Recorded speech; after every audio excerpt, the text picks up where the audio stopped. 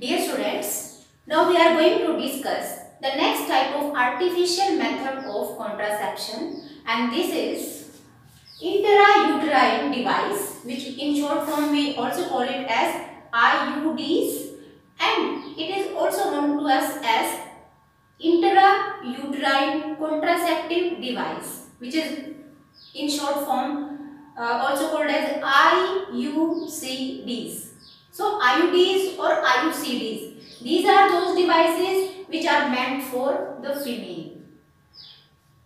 These are actually plastic metal devices, or they can be also made up of combination of this plastic or metal. Both can be combined in these devices, and as I told you that these are going to be fit in the uterus of the female, and they can't be self-inserted, means the female is totally dependent on the expert doctors or the nurses to fit this device or to insert this device in her body. So first point that we have to keep in mind that IUCDs, they are inserted or fitted in the uterus. Second thing is, these devices, they are inserted just by the doctors or the nurses. They can't be self-inserted.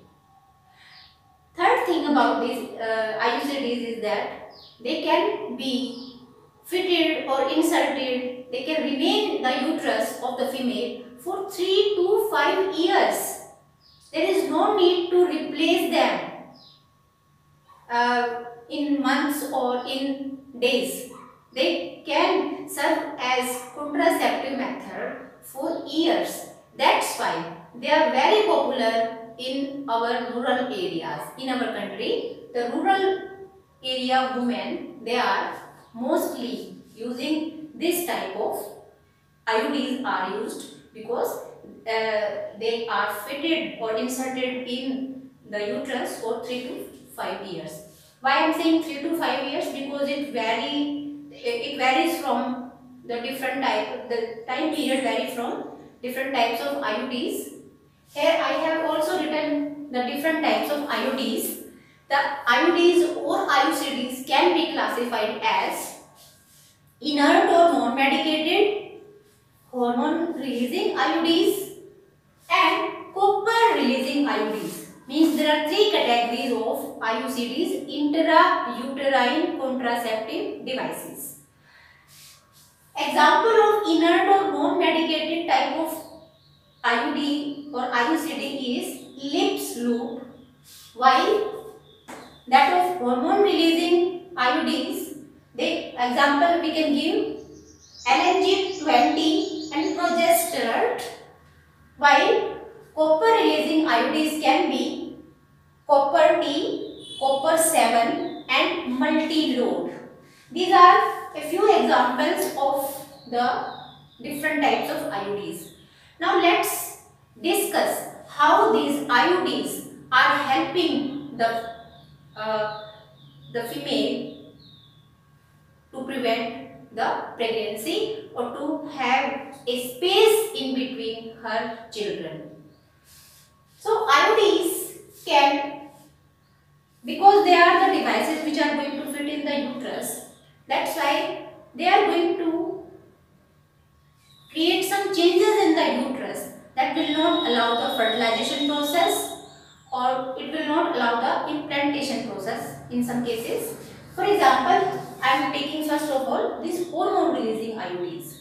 Hormone releasing IUDs, they are the IUDs which release in very small amount hormones, means they are going to release hormones which diffuse in the female body very slowly, and these hormones bring about some changes, like they bring about changes in the uterine wall, or you can call it the endometrial wall. And because endometrium or the uterine wall, innermost this uterine wall is necessary for implantation process. So if thickening of that endometrium is fluctuating, it is not it is not maintained for the implantation process, then the pregnancy is not established. So they are going to bring changes in the endometrial lining. Second thing what they can do, that the hormones which are released by these hormonal IUDs, they can also changes the thickening of mucus which is present in the cervix.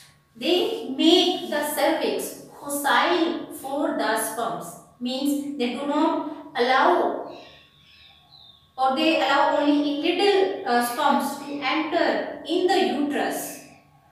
When the sperms are going to cross the cervix, then only they can move inside the uterus, but the cervix is made hostile for the sperms by altering the thickening of that mucus which is present in the cervix region.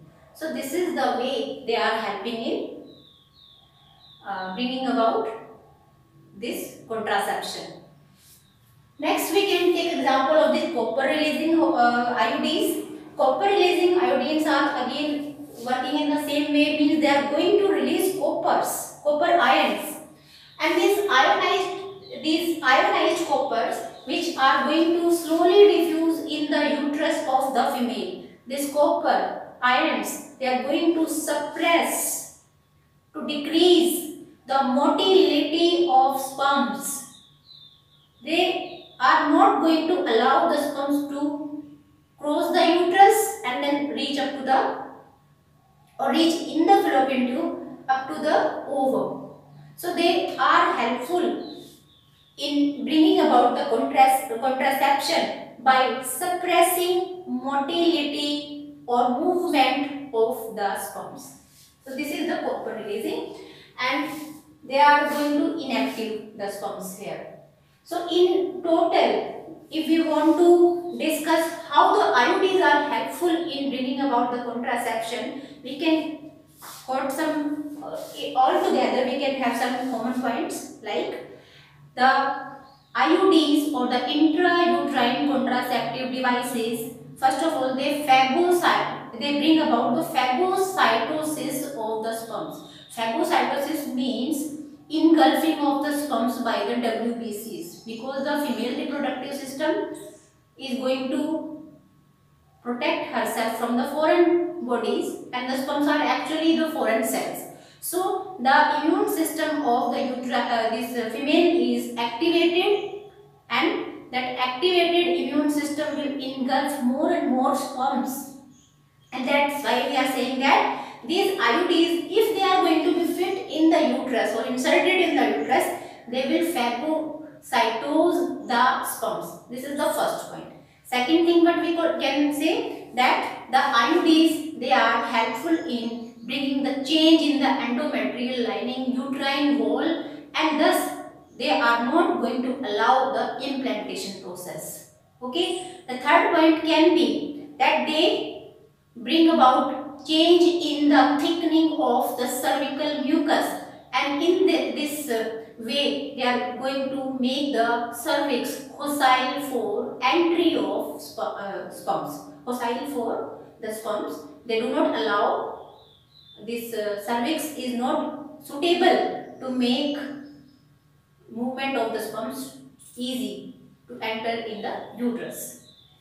Next point is, these IUDs, they suppress the motility of the sperms. The sperm movement is decreased, and this decreased sperm movement or their motility, it does not allow the sperms to cross the uterus and then reach up to the fallopian tube. So these are the IUDs, and again you also have to keep it in mind that these devices are just inserted by the doctors or the nurses. These devices can be inserted for 3 to 5 years in the body or in the uterus of the female. These are very much popular in the rural women. These rural women, they are having the this IUD is the most popular type of IUD or the contraceptive method if we are considering the rural women, and they these devices are the temporary methods. This also should be considered. Temporary method means if the woman want to again conceive, then these devices can be removed from the uterus and she is able to conceive again. So I hope this topic is clear.